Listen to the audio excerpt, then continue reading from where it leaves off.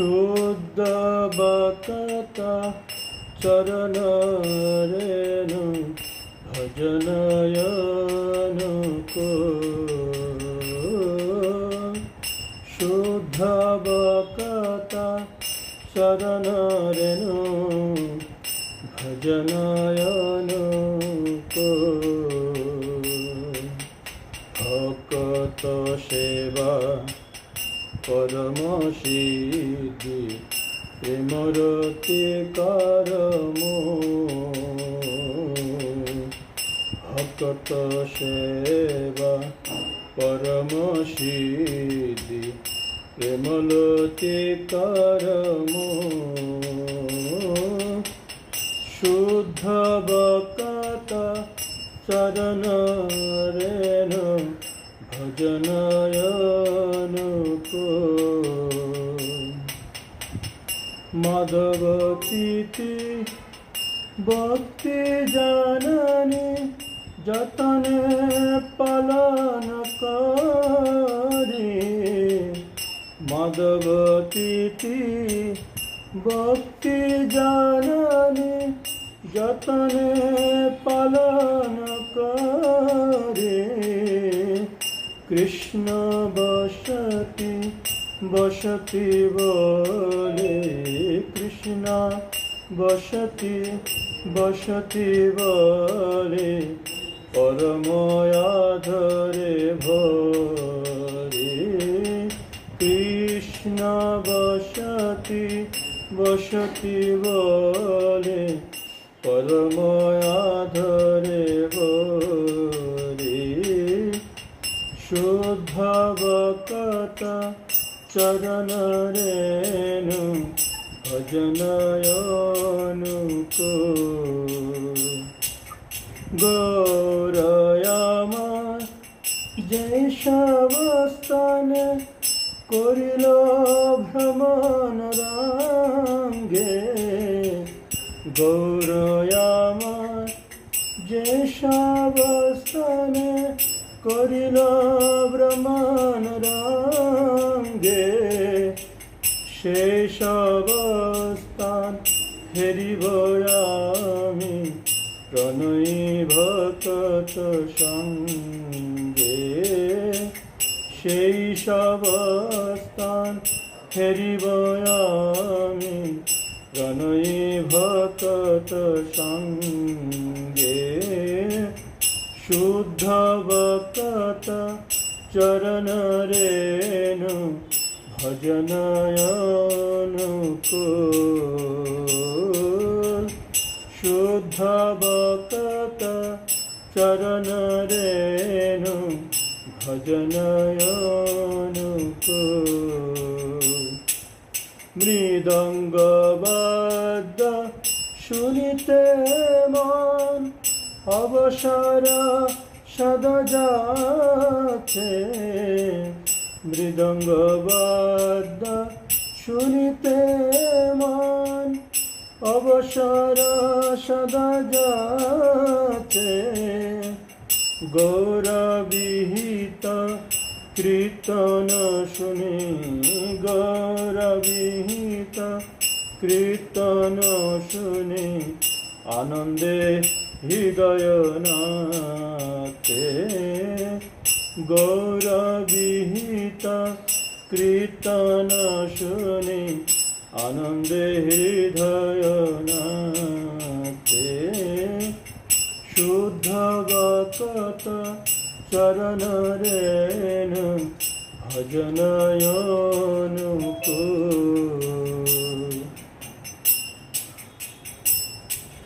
যুগল মূর্তি দেখিয়া মোর পরম আনন্দ যুগল মূর্তি দেখিয়া মোর পরম আনন্দ প্রসাদ সেবা করিতে হয় প্রসাদ সেবা করিতে হয় সকল প্রপঞ্চ প্রসাদ সেবা করিতে হয় সকল প্রপঞ্চ জয়। শুদ্ধ ভকত চরণ রেণু ভজনয়নুকূল। যেদিন গৃহে ভজন দেখি গৃহেতে গোলক বায়। যেদিন গৃহে ভজন দেখি গৃহেতে গোলক বায়। চরণ সিন্ধু দেখিয়া গঙ্গা, চরণ সিন্ধু দেখিয়া গঙ্গা শুকনা সীমা পায়। চরণ সিন্ধু দেখিয়া গঙ্গা শুকনা সীমা পায়। শুদ্ধ ভকত চরণ রেণু ভজনয়নুকূল। তুলসী দেখি জুড়াই প্রাণ, মাধব তুষানি জানে। তুলসী দেখি জুড়াই প্রাণ, মাধব তুষানি জানে। গৌর প্রিয় শাক সেবনে, গৌর প্রিয় শাক সেবনে জীবন সার্থক মানি। গৌর প্রিয় শাক সেবনে জীবন সার্থক মানি। ভক্তি বিনোদ কৃষ্ণ ভজনে অনুকূল পাই যা। ভক্তি বিনোদ কৃষ্ণ ভজনে অনুকূল পাই যা। প্রতি দিবসে পরম সুখে, প্রতি দিবসে পরম সুখে আনন্দ পায় তাহা।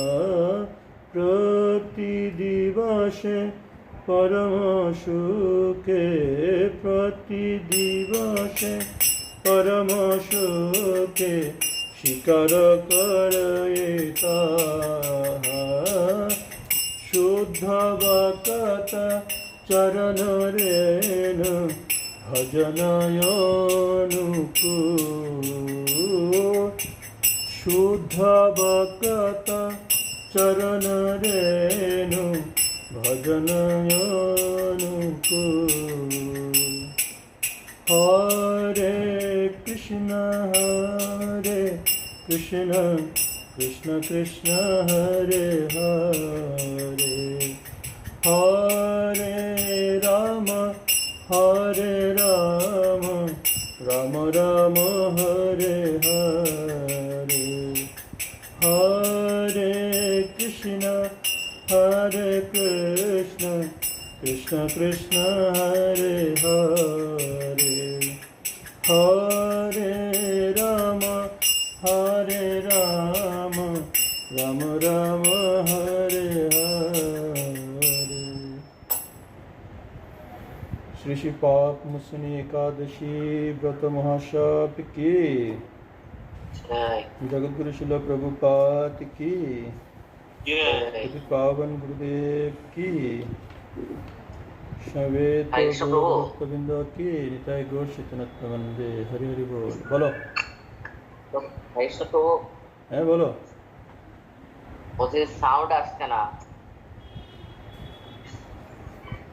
একদম আসছে না, কম সাউন্ড, একদম ছোট, একদম কেউ ওদের ফোনে শোনাই যাচ্ছে না।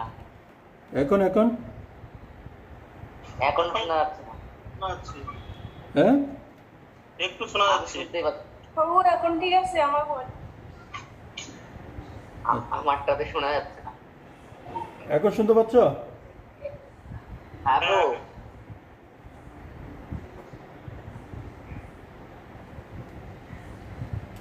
হ্যাঁ, হরে কৃষ্ণ।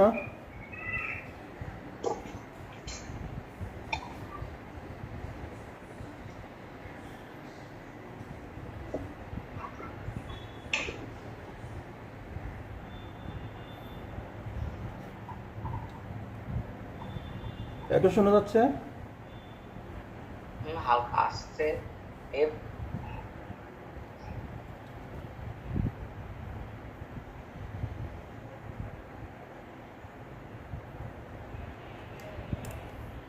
দিনের বেলা তো হয়তো এই জন্য একটু অমজ্ঞানং তিমিরং যস্য জ্ঞানাং জনশলাকয়া চক্ষুর্মিলিতং যেন তস্मै শ্রীগুরবে নমঃ।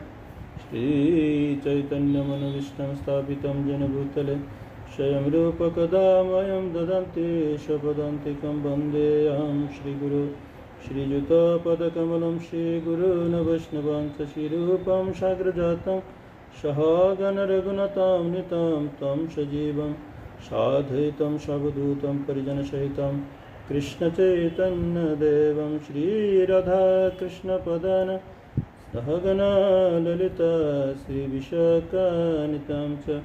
नमो ॐ विष्णुपदाय कृष्णपृष्ठाय भूतले श्रीमते जयपताकस्वामिनिति नामिनि नमाचार्यपदाय निताय कृपापदायिने गौरकथादामोदाय नगरग्रामतारिणे। नमो ॐ विष्णुपदाय कृष्णपृष्ठाय भूतले श्रीमते भक्तिवेदान्तस्वामिनिति नामिने। नमस्ते सरस्वती देवे गौरवाणी प्रचारिणे निर्विशेषशून्यवादी पाश्चात्यदेशतारिणे। वाञ्छाकल्पतरुभ्यश्च कृपासिन्धुभ्येव च पतितानं पावनेभ्यो वैष्णवेभ्यो नमो नमः। जय श्री कृष्ण चैतन्य प्रभु नित्यानंद श्री अद्वैत गदाधर शिवासादि श्री गौर भक्तवृंद। हरे कृष्ण कृष्ण कृष्ण हरे हरे, हरे राम राम राम हरे हरे।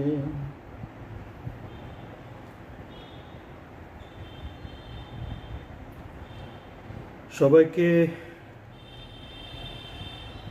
যে পাপমোচনী একাদশী ব্রত মহোৎসবে পাপমোচনী একাদশী বা একাদশীর মাহাত্ম্য শ্রবণে সবাইকে স্বাগতম জানিয়ে, তো আজকে যে পাপমোচনী একাদশী আমরা তার মাহাত্ম্য শ্রবণ করব এবং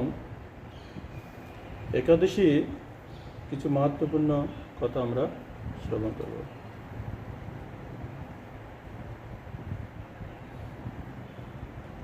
তো পাপমোচনী একাদশীর মাহাত্ম্যে যে যুধিষ্ঠির মহারাজ শ্রীকৃষ্ণকে বললেন, হে জনার্দন, চৈত্র মাসের কৃষ্ণপক্ষের একাদশীর নাম ও মাহাত্ম্য কৃপা করে আমাকে বলুন। শ্রীকৃষ্ণ বললেন, হে ধর্মরাজ যুধিষ্ঠির, আপনি ধর্ম বিষয়ক প্রশ্ন করেছেন। এই একাদশী সকল সুখের আধার, সিদ্ধি প্রদানকারী ও পরম মঙ্গলময়, সমস্ত পাপ থেকে নিস্তার বা মোচন করে বলে এই পবিত্র একাদশী তিথি পাপমোচনী নামে প্রসিদ্ধ। রাজা মান্ধাতা একবার লুম্হস মুনিকে এই একাদশীর কথা জিজ্ঞাসা করেছিলেন। তার বর্ণিত সেই বিচিত্র উপাখ্যানটি আপনার কাছে বলছি, আপনি মনোযোগ দিয়ে তা শ্রবণ করুন। প্রাচীনকালে অতি মনোরম চৈত্র রথ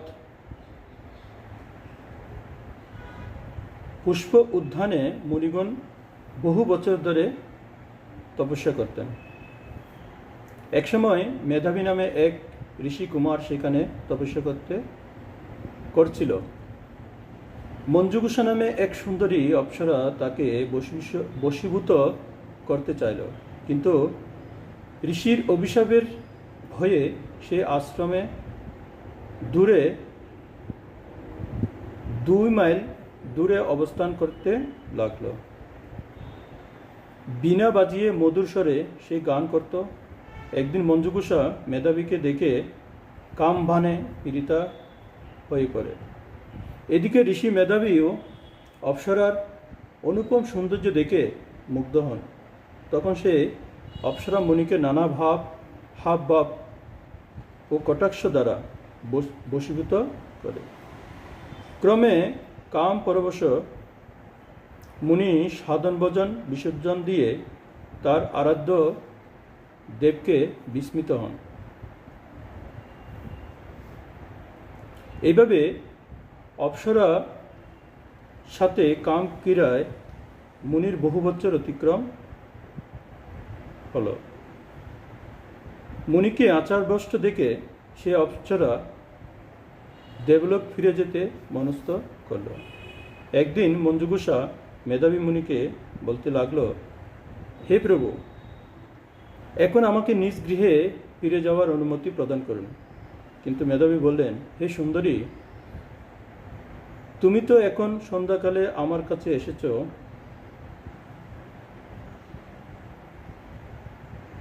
প্রাতঃকাল পর্যন্ত আমার কাছে থেকে যাও। মুনির কথা শুনে অভিশাপ ভয়ে সে অপ্সরা আরো কয়েক বছর তার সাথে বাস করল। এইভাবে বহু বছর 55 বছর 9 মাস 7 দিন অতিবাহিত হল। দীর্ঘকাল অপ্সরার সহবাসে থাকলেও মেধাবীর কাছে তা অর্ধরাত্রি বলে মনে হলো। মঞ্জুগুষা পুনরায় নিজ স্থানে গমনের প্রার্থনা জানালে মুনি বললেন, এখন প্রাতঃকাল, যতক্ষণ পর্যন্ত আমি সন্ধ্যা বন্দনা না সমাপ্ত করি ততক্ষণ পর্যন্ত তুমি এখানে থাকো। মুনির কথা শুনে ঈষৎ হেসে মঞ্জুগুষা তাকে বলল, হে মুনিবর, আমার সহবাসে আপনার যে কত বৎসর অতিবাহিত হয়েছে তা একবার বিচার করে দেখুন। এই কথা শুনে মুনি স্থির হয়ে চিন্তা করে দেখল যে তার 56 বৎসর অতিবাহিত হয়ে গেছে। মুনি তখন মঞ্জুগুষার প্রতি ক্রোধ পরবশ হয়ে বললেন, হে পাপিষ্ঠে দুরাচারিণী, তপস্যার ক্ষয় খারিণী, তোমাকে দিক, তুমি পিশাচী হও। মেধাবীর সাপে অপ্সরা শরীর বিরূপ প্রাপ্ত হল। তখন সে অবনত মস্তকে মুনির কাছে পাপ মোচনের উপায় জিজ্ঞাসা করল। মেধাবী বললেন, হে সুন্দরী, চৈত্র মাসের কৃষ্ণপক্ষিয়া পাপ মোচনী একাদশী সর্বপাপ ক্ষয়কারিণী। সেই ব্রত পালনে তোমার পিশাচত্ব দূর হবে। পিতার আশ্রমে ফিরে গিয়ে মেধাবী বললেন, হে পিতা, এক অপ্সরার সঙ্গদোষে আমি মহাপাপ করেছি। এই প্রায়শ্চিত্ত কি? এর প্রায়শ্চিত্ত কি তা কৃপা করে আমায় বলুন। উত্তরে চবন মুনি বললেন, চৈত্র মাসের কৃষ্ণপক্ষিয়া পাপ মোচনী একাদশী ব্রতের প্রভাবে তোমার পাপ দূর হবে। পিতার উপদেশ শুনে মেধাবী সে ব্রত ভক্তিভরে পালন করল। তার সমস্ত পাপ দূর হলো। পুনরায় তিনি তপস্যার ফল লাভ করলেন। মঞ্জুগুষাও ওই ব্রত পালনের ফলে পিশাচত্ব থেকে মুক্ত হয়ে দিব্য দেহে স্বর্গে গমন করল। হে মহারাজ, যারা এ পাপ মোচনী একাদশী পালন করেন তাদের পূর্বকৃত সমস্ত পাপ ক্ষয় হয়। এই ব্রতকথা পাঠ শ্রবণে সহস্র গোধান ফল লাভ হয়। তো আজকের এই ছিল একাদশী মাহাত্ম্য কথা। তাহলে মঞ্জুগুষা উনি ছিলেন অপ্সরা, এবং যে মুনি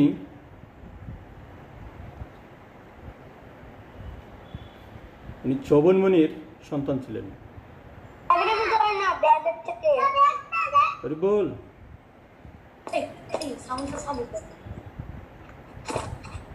হ্যাঁ?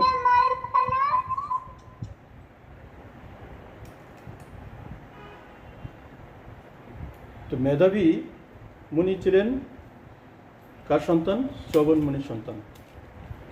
তো চৌবনমণির কাহিনী বা স্টোরি অনেক সুন্দর। কি চৌবনমণিও একজন তপস্বী ছিলেন। ওনাকে এক রাজকন্যা, ওনার যে চোখ, উনি তপস্যা করতে করতে কি হয়ে গেছিল যে ওনার শরীরে পুরো অঙ্গে মাটি হয়ে গেছিল। আর ওনার যে দুটো চোখ জ্যোৎস্নার যেরকম, জ্যোৎস্না যে পোকা আছে, জ্যোৎস্না পোকার মতো জ্বলত। তো রাজকুমারী মনে করছিল এটা জ্যোৎস্না পোকা মনে করে সে একটা কাঠ দিয়ে সেই চোখে লাগিয়ে দিয়েছিলেন। তখন চৌবনমণি তার তপস্যা ভঙ্গ হয়ে গেল এবং ওনার তপস্যা ভঙ্গ হওয়ার পরে রাজা চিন্তা করলো যে মণি তো অভিশাপ দেবেন। তখন উনি কী করলো, ওনার যে মেয়ে তাকে চৌবনমণিকে সেবার জন্য দিয়ে দিল। তো সে চৌবনমণির কাছ থেকে এই মেধাবী ঋষির জন্ম। তো মেধাবী ঋষি একটু করে চিন্তা করে দেখুন যে তৎকালীন আমলে অনেক অনেক আয়ু ছিল। তো অনেক আয়ু থাকার সত্ত্বেও তো তাদের যে সময় তারা কি করত? তপস্যায় রত থাকতো বা ভগবানের ধ্যান করত এবং এক মুহূর্ত তারা বাজে কাজে লিপ্ত হতো না। তো কোনো কারণে সে যে অপ্সরার প্রতি মোহিত হয়েছে, মোহিত হওয়ার ফলে তার চেতনা, যে দিব্য চেতনা লুপ্ত হয়েছে, সে লুপ্ত চেতনা যখন ফিরে আসলো তখন সাথে সাথে সে আধ্যাত্মিক চেতনায় ফিরে আসলো। যেহেতু সে কি যুবক অবস্থা থেকে হরিভক্তি করে এসেছে, আর উনি একজন মনির সন্তান। তখন সাথে সাথে সে অপ্সরাকে কি দিল? অভিশাপ দিল। আর ওই অভিশাপের ফলে সে একজন পিশাচী রূপ ধারণ করল। আর সে তার পিশাচী তার নিজের স্বামীর কাছ থেকে ক্ষমা চাইল এবং তার উপায় কীভাবে সেখান থেকে সে উদ্ধার পেতে পারে তার উপায় জিজ্ঞেস করল। তখন মেধাবীও সেম বলেছেন কি, যদি তুমি এই পাপ মোচনী একাদশী ব্রত পালন করো তাহলে তুমি এর থেকে উদ্ধার পাবে। ঠিক মেধাবী মুনির পিতাও একে উত্তর দিল। কি বলল? কি তুমি যদি এই ব্রত পালন করো তাহলে তোমারও আগের যে পুণ্য সে তুমি ফিরে পাবে। তো বলছে কি, কেউ যদি এই একাদশী ব্রত মাহাত্ম্য শ্রবণ করে বা শ্রবণ করার পরে যে পুণ্যরূপে সে যদি পালন করে সে বৈকুণ্ঠ লোক প্রাপ্ত হয়। তো একাদশীর দিন যে নিয়ম বিধি রয়েছে কি, দশমীতে এক আহার করা।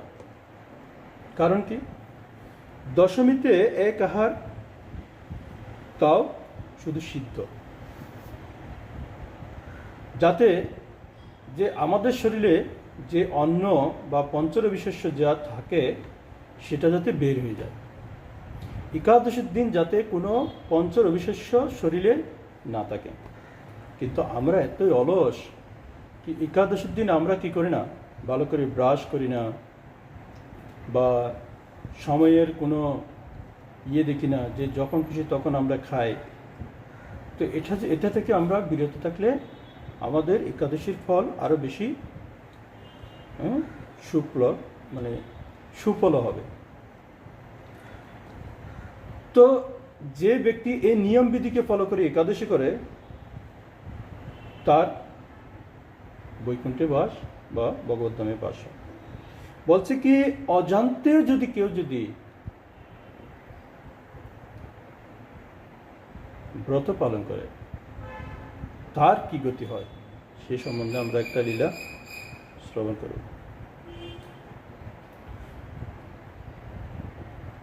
তো সূর্যবংশীয় এক রাজা ছিলেন। রাজার নাম ছিল রুক্মগত। তো রুক্মগত উনি অনেক সুন্দর একটি বাগান করেছিলেন, ফুলের বাগান। রুক্মগত রাজা তো অনেক সুন্দর একটি বাগান করেন। বলছে কি যে বাগানের পুষ্পের যে সুগন্ধি স্বর্গে পর্যন্ত তার সুগন্ধ বিরাজমান হতো। আর এই জগতে পুরো জগৎটাই বলছে কি এত সুন্দর সুগন্ধিত হতো তার বাগানের পুষ্পে। তো বলছে যে স্বর্গের অপ্সরারা একবার যখন তারা এই ধরিত্রীতে আসেন তখন তারা দেখতে পান এই রাজা রুক্মগতের এরকম সুন্দর একটি বাগান। তো সেই বাগানে তারা ঘুরতে লাগলো। ঘুরতে ঘুরতে তাদের এই বাগানের যে ফুলগুলো অত্যন্ত সুশোভিত লেগেছিল। তো তখন তারা কি করেছিল, ওই বাগানটিকে পুষ্প উঠিয়ে স্বর্গে নিয়ে যেত। তো এইভাবে তাদের প্রতিদিনের ন্যায় স্বর্গ থেকে এসে সবাই ফুল তুলে নিয়ে যাওয়া শুরু করেছে। তো যে মালি ছিল সে মালি চিন্তা করলো কিরে আমি প্রতিদিন দেখি কলি, কিন্তু সকালে উঠে আমি কি দেখি না, ফুল আর দেখি না, এই ফুলগুলো কোথায় যায়। তখন এভাবে তিনি চিন্তা করতে লাগলো। তো একদিন কি হলো, সমস্ত অপ্সরারা যখন এই রুক্মাগতের বাগানে আসেন তো সমস্ত অপ্সরারা ফুল তোলার পরে সবাই ফিরে চলে যায়। আর যে অপ্সরা উর্বশী উনি যে বাগানের মধ্যে কিছু বেগুনের গাছ ছিল, বেগুনের বৃক্ষ ছিল, ওই বেগুনের বৃক্ষের মধ্যে তার শাড়ি লেগে যায়। আর তার শাড়ি যখন ফেঁসে যায়, বলছে কি শাস্ত্রে কি বেগুন বৃক্ষ এতই অশুভ ফলদায়ক যে অপ্সরার সমস্ত শক্তি সে কেড়ে নিয়েছিল। অপ্সরার যত শক্তি ছিল সব ক্ষয় হয়ে গিয়েছিল।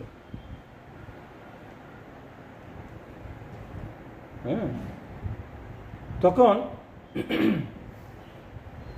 অপ্সরা তার সমস্ত শক্তি সে ক্ষয় হয়ে গেল। তো বলছে কি যে অপ্সরারা কি পরতো, শাড়ি পরতো।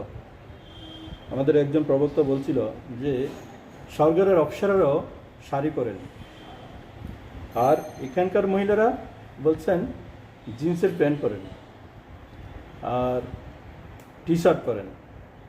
তো বলছে এই টি শার্ট আর জিন্সের প্যান্ট পরা যায় কখন, বলছে নরকে গেলে।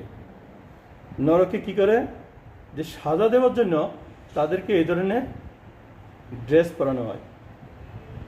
উনি সুন্দর বিবরণ দিচ্ছিলেন। তো ঠিক এই অপ্সরার উর্বশীর যখন শাড়ি লেগে যায় তখন তার সমস্ত শক্তি ক্ষয় পেয়ে যায়। এভাবে তার পুরো রাত্রি যাপন হয়ে গেল। সকাল হয়ে গেল, তার মনে অনেক ভয়, কিভাবে আমি এখান থেকে মুক্তি পাব। তখন সকালে রাজা রুক্মাগত তার বাগানের দিকে হেঁটে যাচ্ছিলেন। উনি মর্নিং ওয়াকিং করছেন। তো অপ্সরা দেখতে পেলেন কি একজন পুরুষ উনি ওনার দিকে ধাবিত আসছেন। তখন অপ্সরা অনেক ভয়ে ভীত হলো, আরে ও আমার কি করবে, কি করবে না, কি করবে, কি করবে না, কি করবে, এই ধরনের মনে ওনার চিন্তা আসলো। আর যখন রাজা রুকমাগধ ওনার সামনে আসলো, তখন উনি অপ্সরাকে দেখে, দিব্যরূপ দেখে উনি মোহিত হন না। উনি বললেন, হে মা, কি হলো তোমার, কি হয়েছে, কিভাবে তুমি এখানে আটকে গেলে? তখন অপ্সরা চিন্তা করতে লাগলো কি আমি যাকে মন্দ চিন্তা করছিলাম, আরে সে তো আর কিছু বেরিয়ে আসলো। তখন অপ্সরা উর্বশী রাজা রুকমাগধকে সব খুলে বলল কি আমি কোনো সাধারণ স্ত্রী নয়, আমি হচ্ছি স্বর্গের অপ্সরা, যে ইন্দ্রের সবচেয়ে প্রিয় অপ্সরা উর্বশী। আমি তোমার বাগানে ফুল তুলতে প্রতিদিনই আসি, কিন্তু আজকে আমি এই বেগুন গাছে আমার শাড়ি লেগে আমার সমস্ত শক্তি ক্ষয়প্রাপ্ত হবে। তুমি বলো আমি এখান থেকে কিভাবে উদ্ধার পেতে পারি? তখন রাজা রুকমাগধ বলছে, আরে মা, আমি যদি জানতাম যে এখান থেকে কিভাবে উদ্ধার পাওয়া যায়, তাহলে আমি কি এখানে থাকতাম? আমি তো স্বর্গে বা বৈকুণ্ঠে থাকতাম।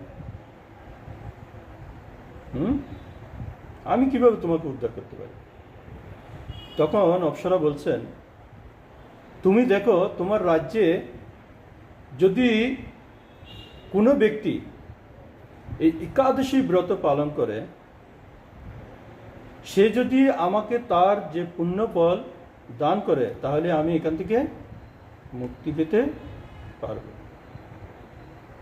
তখন রাজা রুকমাগধ বলছেন কি আমার রাজ্যে তো কেউ উপবাস করে না, এই ব্রত সম্বন্ধে আমাদের তো কারো ধারণা নেই, আমি কিভাবে বলতে পারবো? তখন রাজা রুকমাগধ অপ্সরার কথা শুনে ওনার মন্ত্রীকে আদেশ দিলেন, মন্ত্রী দেখো কি আমার রাজ্যে কেউ একাদশী রাখে কিনা। তখন মন্ত্রী বলছেন, না, এখানে কেউ তো একাদশী রাখে না। তখন অপ্সরা বলছে, ঠিক আছে, তুমি দেখো শুধু কেউ অনাহারে ছিল কিনা, গতকালকে একাদশী ছিল, যে একাদশীর মধ্যে কেউ যদি অনাহারেও থাকে, তার ফলও একাদশীর সমান হবে, তাকে তুমি নিয়ে আসো। তখন রাজ্যে তিনি দেখলেন, দেখতে দেখতে হঠাৎ এক বণিকের দোকানের সামনে দেখতে পেলেন এক স্ত্রী কান্না করছে। তো ওনাকে জিজ্ঞাসা করলো, তুমি কান্না করছো কেন?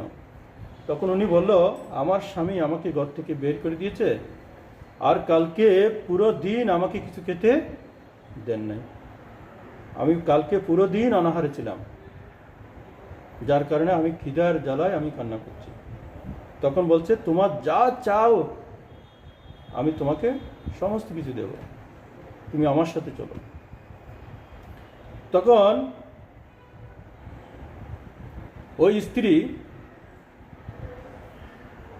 অপ্সরার কাছে আসলেন।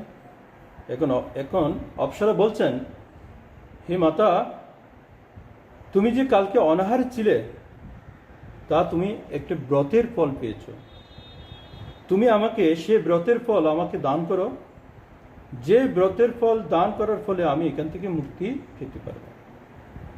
তখন স্ত্রী কোনো দ্বিধাবোধ না করে তার কথায় রাজি হয়ে গেলেন। তো অপ্সরা তখন তাকে জল দিয়ে প্রথমে করে নিলেন, তো প্রতিজ্ঞা করিয়ে নিলেন। করার পরে তখন উনি তার যে উপবাসের মানে অজান্তে যিনি উপবাস করেছেন, যে অনাহারে ছিলেন, তার অনাহারের যে পুণ্যের ফল ছিল সেটা উনি অপ্সরা উর্বশীকে দিলেন। তো যেই উনি অপ্সরা উর্বশীকে এই পুণ্যফলটা দান করলো, সাথে সাথে অপ্সরা ওখান থেকে এক দিব্য রূপ ধারণ করে ওখান থেকে উনি স্বর্গে ফিরে যান।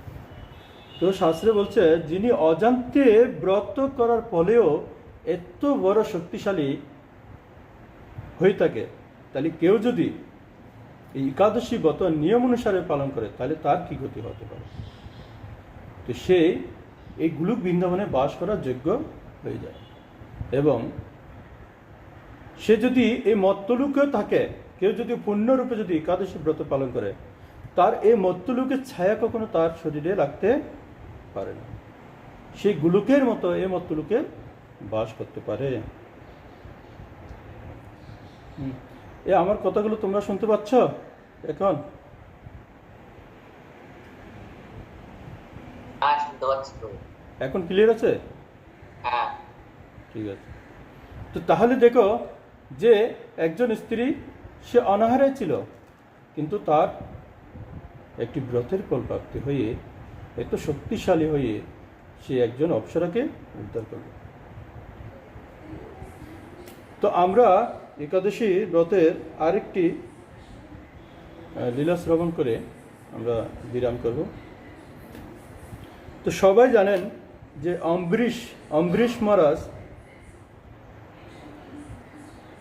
অম্বরীশ মহারাজের একাদশী ব্রত কথা অনেক সুন্দর, বা পুরো পৃথিবী ওনার এই ব্রত কথা জানেন। তো অম্বরীশ মহারাজ কে ছিলেন? হ্যাঁ, বলছে কি, মনু মহারাজের যে মনুষ্য জাতির পিতা হচ্ছে মনু, আর মনু হচ্ছেন ব্রহ্মার সন্তান। তো মনু মহারাজের অনেকগুলো সন্তান ছিল। তো তার মধ্যে এক সন্তানের নাম ছিল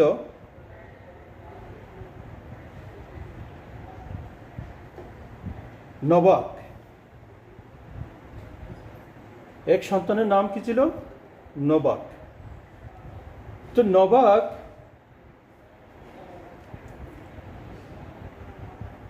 তো নবাকের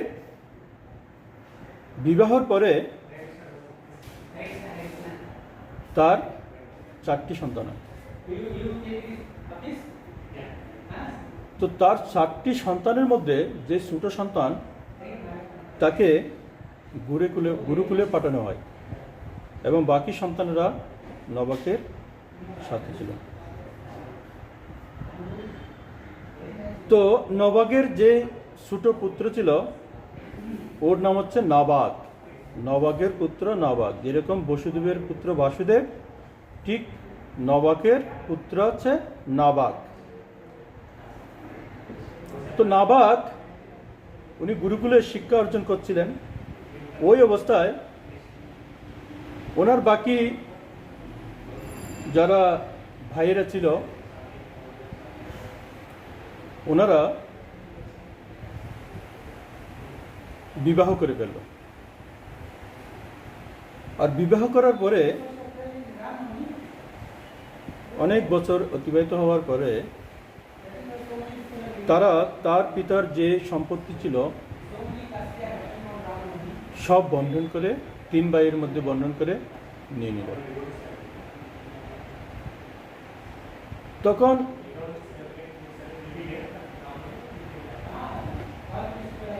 তার পিতাকে দেখার মতো আর কেউ নেই। তার সম্পত্তি নেওয়ার পরে তার পিতাকে একদম আলাদা করে রেখে দিয়েছে। তো নাবাক যখন গুরুকুল থেকে ফিরল, সে দেখতে পেল কি তার ভাইয়েরা সমস্ত সম্পত্তি বন্টন করে নিয়ে নিল। তখন নাবাক প্রশ্ন করলো ভাইদেরকে, কি আমার জন্য কি রেখেছ? বলছে, তোমার জন্য পিতাকে রেখেছি, যাও, পিতা হচ্ছে তোমার। তো নাবাককে তার পিতাকে দিয়ে দিল, আর ভাইয়েরা কি করলো? সম্পত্তিগুলো বন্ধ করে নিল। তারপরে নাবাক কি করলো? তার পিতাকে নিয়ে বনে গমন করলো। তার কাছে থাকার খাওয়ার কোনো কিছু ছিল না। তো ছোট্ট একটি কুটির বানিয়ে তার পিতাকে নিয়ে সেই থাকা শুরু করলো। তো পিতা তাকে বলছে, পুত্র, তোমার ভাইয়েরা তোমার সাথে অনেক বড় অন্যায় করেছে। হ্যাঁ, কি তোমাকে সম্পত্তির ভাগ পর্যন্ত দিল না। তো তাতে তুমি কোনো চিন্তা করো না, কারণ তোমার যে নিষ্ঠা, বা তোমার যে নীতি, তার কারণে তুমি কখনো কষ্ট পাবে না। তখন নবাব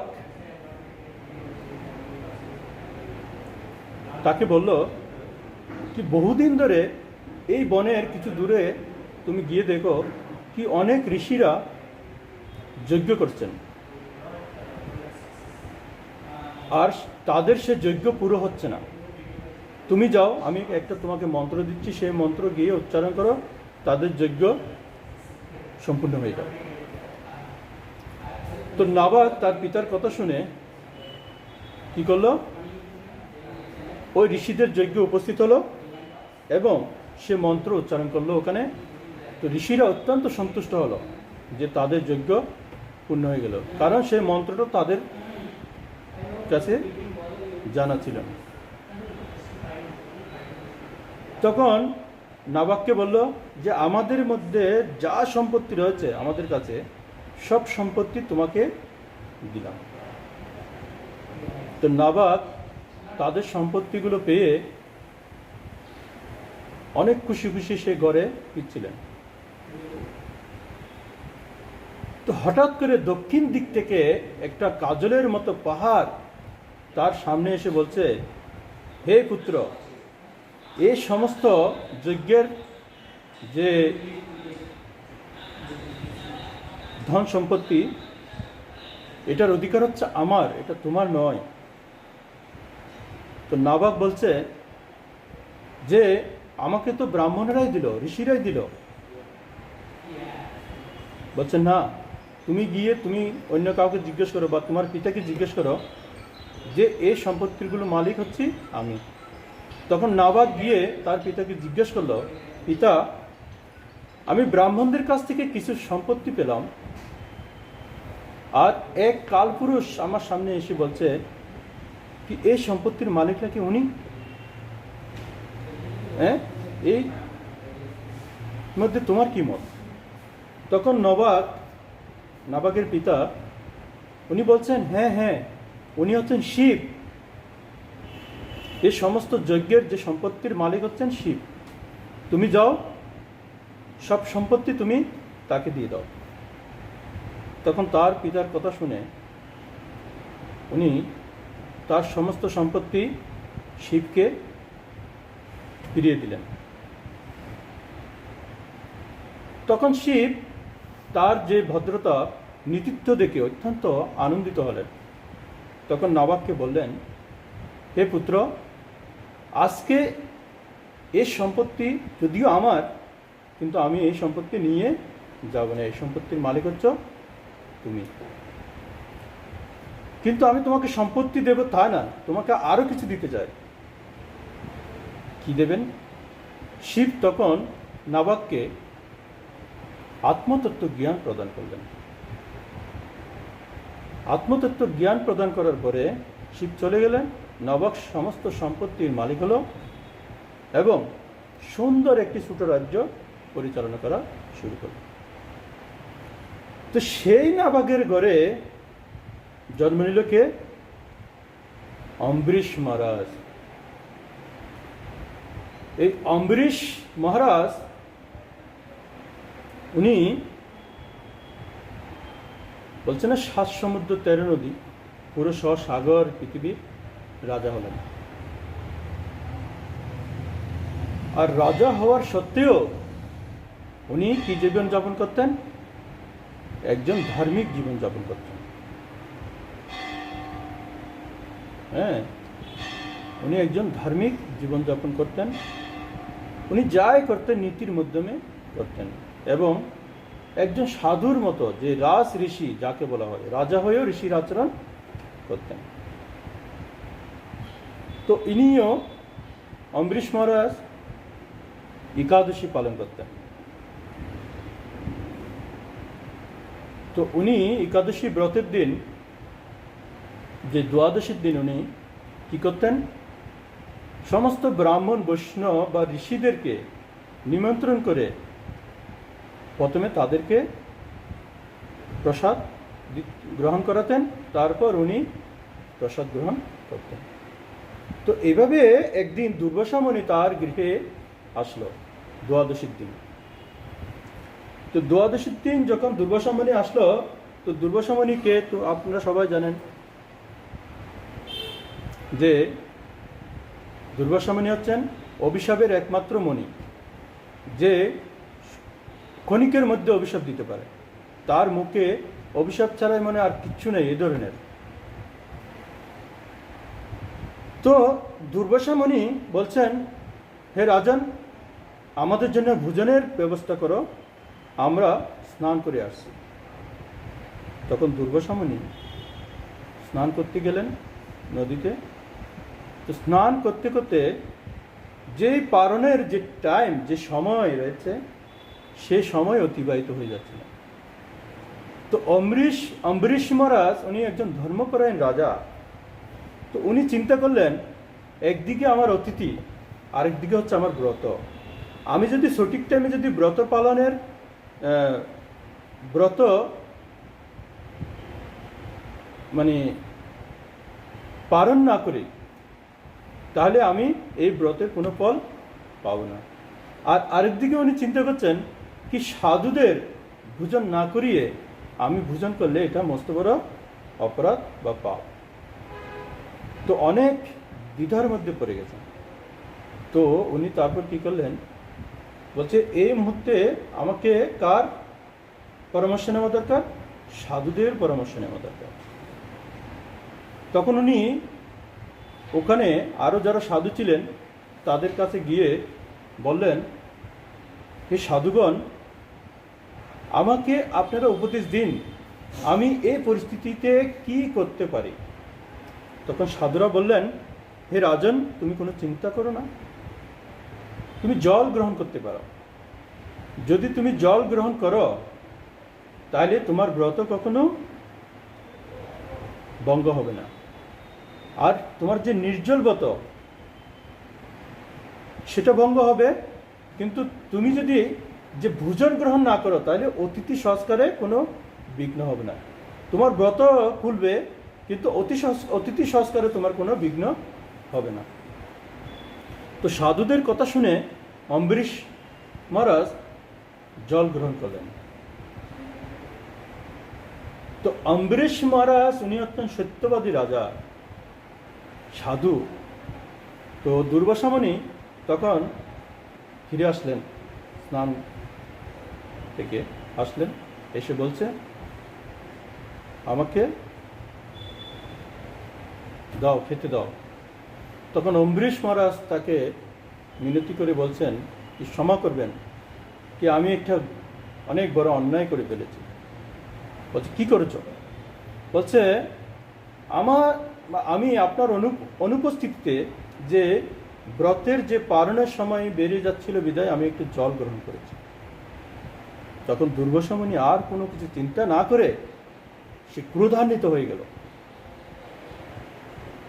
হ্যাঁ, সে কি হয়ে গেল? অনেক ক্রোধান্বিত হয়ে গেল।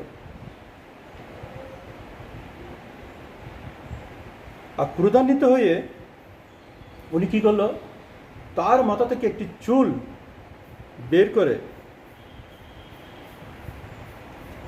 উনি একজন রাক্ষসীর জন্ম দিলেন, যে রাক্ষসীর নাম হচ্ছে কৃত্তা। কৃত্তা নামক এক রাক্ষসীর জন্ম দিলেন। তখন ওই রাক্ষসীকে বলছেন, যাও এই অম্বরীশ মহারাজকে শিক্ষা দাও, ওকে মেরে ফেলো। তখন অম্বরীশ মহারাজ তাতে কোনো এক বিন্দু মাত্র ভয় পান নাই, কারণ উনি সত্যনিষ্ঠার মধ্যে ছিলেন। উনি বলছেন, যাই হবে, আমার যদি অপরাধ হয় ঠিক আছে, আমি শাস্তি গ্রহণ করব। তখন অম্বরীশ মহারাজ এক পাও, এক চুল পরিমাণও পিছিয়ে যান না। আর যখনই এই দুর্বাসা মুনি এই কৃত্যাকে প্রকট করলেন এবং তাকে মারার জন্য বললেন, ওইদিকে ভগবান বিষ্ণু তৎক্ষণাৎ তার সুদর্শনকে বলছে, যাও সুদর্শন, আমার ভক্তের অন্যায় হচ্ছে, তুমি যাও তাকে রক্ষা করো। তখন সুদর্শন অতি দ্রুত বেগে, যে কৃত্যা যাওয়ার আগে সুদর্শন এসে প্রথমে কৃত্যাকে মেরে ফেলল। তো কৃত্যাকে মারার পরে উনি দুর্বাসাকে পিছা করতে লাগলেন, দুর্বাসা মুনিকে পিছা করতে লাগলেন। তখন দুর্বাসা মুনি ভাগছেন আর চক্র তার পিছে পিছে ভাগছেন। তো তখন দুর্বাসা মুনি কোথায় গেল? প্রথমে ব্রহ্মার কাছে গেল। ব্রহ্মা বলছে, না না বাবা, তোমাকে আমি বাঁচাতে পারবো না, যেহেতু সুদর্শন তোমার পিছনে রয়েছে, তোমাকে আমি বাঁচাতে পারবো না। তখন দুর্বাসা মুনি ওখান থেকে শিবের কাছে গেলেন। হ্যাঁ, এইভাবে করতে করতে সমস্ত দেবতার আশ্রয় গ্রহণ করলেন, কিন্তু কেউ তাকে বাঁচাতে পারলো না। শিব তখন বলছে, তুমি একমাত্র হয়তো ভগবান বিষ্ণু, যেহেতু ভগবান বিষ্ণুর এই চক্র, ভগবান বিষ্ণুই তোমাকে রক্ষা করতে পারবে, তুমি যাও ভগবান বিষ্ণুর কাছে যাও। তখন দুর্বাসা মুনি কি করলো? ভগবান বিষ্ণুর বৈকুণ্ঠে গেল। আর বৈকুণ্ঠে যখন গেল তখন চক্র দাঁড়িয়ে গেল। দুর্বাসা মুনি ভিতরে ভগবানের সাথে কথা বলছেন। কি বলছেন? ভগবান, তুমি আমাকে রক্ষা করো, তোমার সুদর্শন চক্র আমার পিছে করছে, সে আমাকে মেরে ফেলবে। তো ভগবান বিষ্ণু বলছে, দেখো, তুমি হয়তো কোনো অন্যায় করেছো, যার কারণে তোমাকে চক্র তোমার পিছে করছে। এখান থেকে তোমাকেই তো আমি উদ্ধার করতে পারবো না, চক্র তোমাকে মেরে ফেলবে, আমি তোমাকে এখান থেকে উদ্ধার করতে পারবো না, তুমি এখান থেকে বেরিয়ে যাও। তাহলে আমার উদ্ধার কিভাবে হবে? তখন বলছে, তুমি যার চরণে অপরাধ করেছো তার কাছে যদি তুমি গিয়ে ক্ষমা চাও, তাহলে হয়তো উনি তোমার বা সুদর্শন তোমাকে ছেড়ে দিতে পারে। তখন উনি অম্বরীশ মহারাজের কাছে ফিরে আসলেন। তো অম্বরীশ মহারাজের কাছে ফিরে যখন আসলেন, তখন উনি অম্বরীশ মহারাজের চরণে সমর্পিত হলেন।